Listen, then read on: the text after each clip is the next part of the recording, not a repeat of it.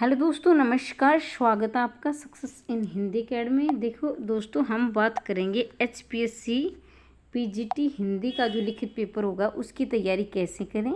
और ये आप ही के कमेंट थे, बार बार बच्चों के कमेंट आ रहे थे कि मैम तैयारी कैसे करें। तो मुझे ये लगा कि इस पर वीडियो बनाना बेहद ज़रूरी है। हालांकि मैं ये वीडियो बनाना नहीं चाहती थी, क्योंकि मैंने क्रमबद्ध रूप से आपकी तैयारी शुरू करवा रखी है।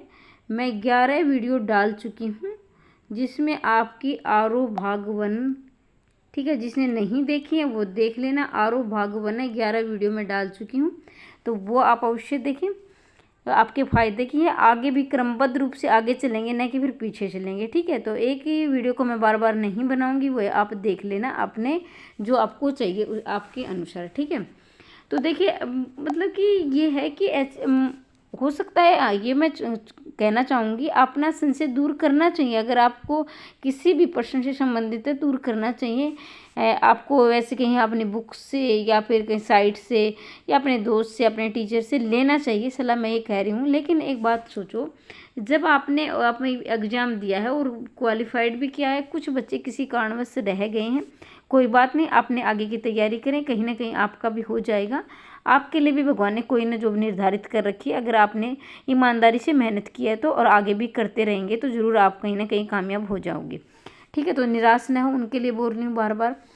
और जिन्होंने एग्ज़ाम दे दिया और क्वालिफाइड हो गए, तो देखो, पाठ्यक्रम वही रहेगा। पाठ्यक्रम का मतलब ये है कि जो आपका सिलेबस है वो वही रहेगा।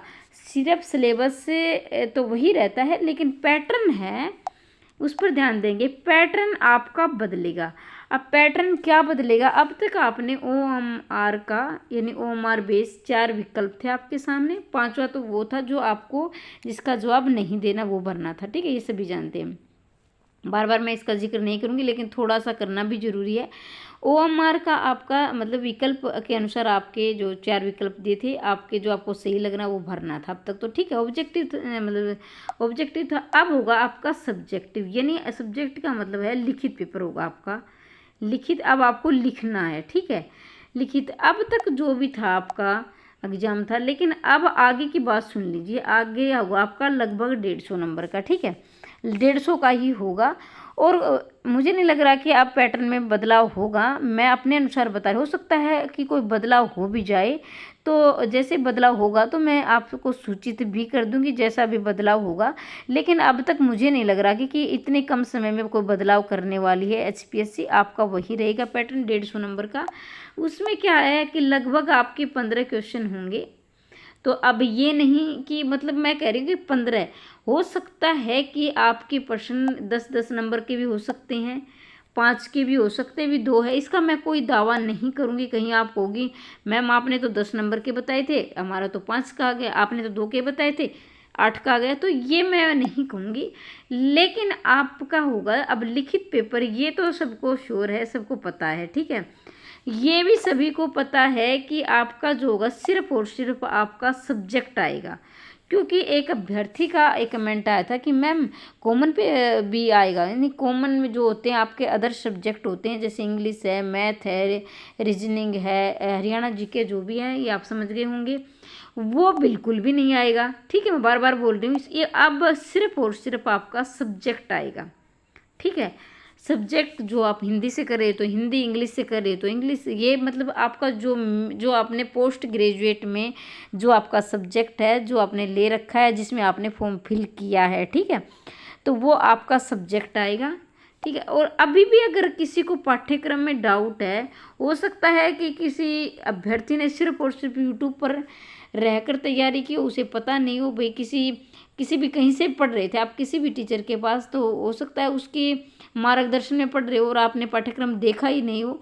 तो मैंने सबसे पहले अपने ओल्डेस्ट में जाओगे, ओल्डेस्ट में जाओगे, जैसे ओल्डेस्ट में, तो ओल्ड वाली वीडियो, यानी सबसे पहले, अपने चैनल को ज़्यादा दिन नहीं हुए हैं, सबसे ओल्ड वाली लिस्ट में जाओगे, सबसे पहले ओल्ड वाली लिस्ट में जाकर सबसे पहले मैंने वही वीडियो बनाई पाठ्यक्रम की, वो है आपका HPSC PGT हिंदी का पाठ्यक्रम। अगर अब भी आपके मन में कोई डाउट है तो वहाँ जाकर आप पाठ्यक्रम को देख लेंगे, अपने आँखों से देख लेंगे, समझ लेंगे। लेकिन ऐसा नहीं है कि मैं आपको यहाँ नहीं बताऊँगी, थोड़ा सा मैं आपको यहाँ भी बताऊँगी। तो जिसमें आपका सबसे पहले रहेगा आपका हिंदी NCERT, ठीक है, NCERT, ठीक है, NCERT है, जिसमें आपका 11वीं 12वीं की है, ध्यान से सुनेंगे, 11वीं 12वीं की, जिसमें आपका आरो भाग 1 है, आरो भाग 2 है। एक बार मैं इसको साफ कर देती हूँ ताकि आपको अच्छी प्रकार से दिखा दे दे। आरो भाग 1 और 2, ठीक है, वितान भाग 1 और 2, ठीक है। अब है इतना तो आपको समझ में आ चुका, आरो भाग 1 2, वितान भाग 1 2। आगे है जनसंचार अभिव्यक्ति और माध्यम, ये कोर और इलेक्ट्रो दोनों में लगती है, जनसंचार अभिव्यक्ति माध्यम, ये आपकी कौन सी 5वीं बुक है, ठीक है। इसके बाद है आपकी हिंदी व्याकरण है, ठीक है, हिंदी व्याकरण है, और इसके बाद है आपका हिंदी साहित्य। तो ये आपका रहेगा पाठ्यक्रम, ये आपका सिलेबस है। क्योंकि बहुत सारे अभ्यर्थी ऐसे हैं जो इंग्लिश को ज़्यादा, हालांकि वो हिंदी के प्रवक्ता असिस्टेंट प्रोफेसर बनने वाले हैं, लेकिन मैं ये नहीं कि मैं बिल्कुल ही इंग्लिश नहीं बोलती हूँ, ऐसा नहीं है।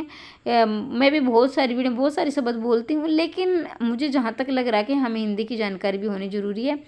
तो आप सिलेबस और पाठ्यक्रम को, क्योंकि मैंने नाम मैं नहीं लूँगी, एक बार मैंने बोल दिया था किसी अभ्यर्थी को कि पाठ्यक्रम, तो उन्हें पूछा कि ये पाठ्यक्रम क्या होता है, तो ये पाठ्यक्रम होता है सिलेबस, ठीक है, सिलेबस बोलते, वो सिलेबस को पाठ्यक्रम कहते हैं।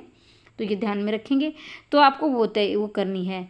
अब मैं बता रही हूँ कि आपको कैसे तैयारी करनी है। तो मैं अपने चैनल पर जो पुराने वाले मेरे अभ्यर्थी हैं, जो पुराने वाले अपने परिवार से, हमारे परिवार के जो सदस्य हैं उनको पता है, लेकिन जो नए जुड़ने वाले हैं, पहली बार चैनल पर आए हैं, उनके लिए मैं बता दूं कि इस चैनल पर बिल्कुल निःशुल्क तैयारी करवाई जा रही है, और क्रमबद्ध, बच्चों को पता भी है कि क्रमबद्ध रूप से हमने तैयारी की थी, जिनका क्वालिफाइड हो। कम से कम 25 अभ्यर्थियों के मेरे पास कमेंट आ चुके हैं कि मैम मेरा क्वालिफाइड हो गया। मैंने 25 गिने थे, बाद में मैंने गिना नहीं कितने हुए हैं, और भी हुए होंगे, तो 25 के आ चुके हैं अभी। और हमारे चैनल को अभी 1 साल भी नहीं हुआ है, 7-8 महीने ही हुए हैं। तो इतने कैंडिडेट सिलेक्शन ले चुके हैं अब तक के राउंड में, अगले भी TGT वाले भी लेंगे। तो मैं बता रही हूँ कि बिल्कुल निःशुल्क करवाऊँगी। मैंने पहले भी तैयारी करवाई थी, अब भी मैं 11 वीडियो डाल चुकी हूँ, जिसमें आरो भाग, मैंने रिजल्ट का इंतज़ार नहीं किया था, आरो भाग 1 की मैं 11 वीडियो डाल चुकी हूँ। जिसने नहीं देखी है वो देख लेना। आगे मैं क्रमबद्ध रूप से आगे चलूँगी, ना कि मैं अब 1 से स्टार्ट करूँगी, ठीक है, पहले से स्टार्ट नहीं करूँगी, आगे बढ़ेंगे हम। पहले आप देख लेना, जिसने अब मेरा 12वीं का नंबर है, 12वीं वीडियो डालूँगी, ठीक है। और ये सारा जो मैंने आपको पाठ्यक्रम बताया, ये बिल्कुल निःशुल्क मैं तैयारी करवाऊँगी, कोई आपकी मतलब चार्ज नहीं रहेगा, शून्य चार्ज है।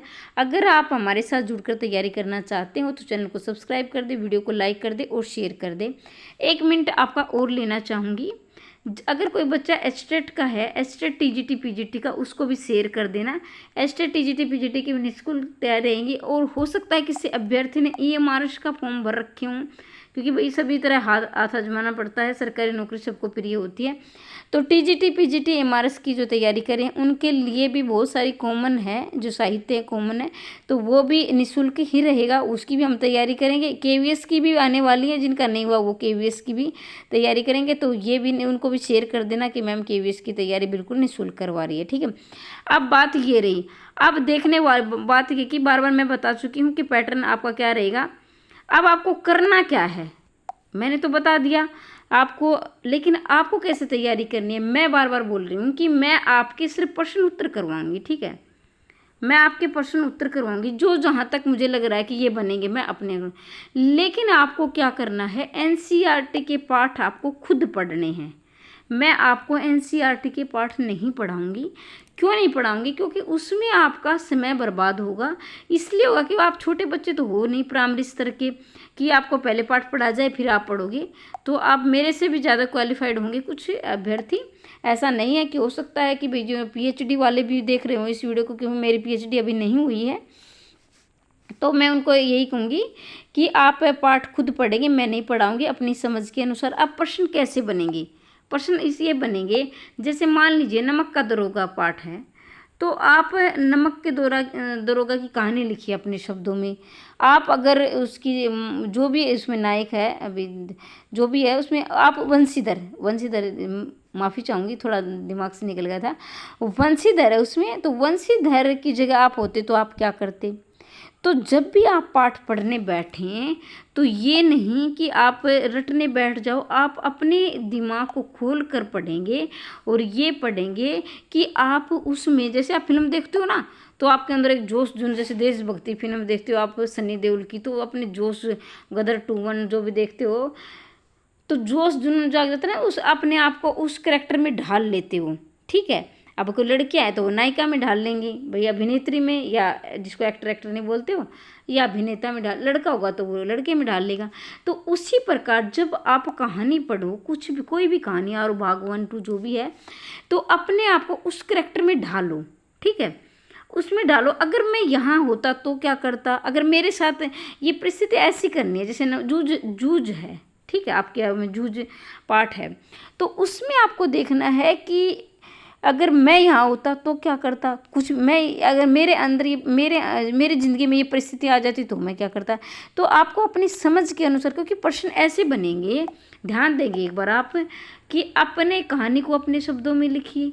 ठीक है, अगर नमक का दरोगा कहानी में आप जो भी है, मतलब आपको बोलते हैं ना कि आप दरोगा होते तो क्या करते, आपका निर्णय क्या होता, क्या आप रिश्वत लेते या आप अलाउद्दीन से डर जाते। तो इस तरह के प्रश्न बनेंगे, ये नहीं कि रटे रटाए प्रश्न नहीं बनेंगे।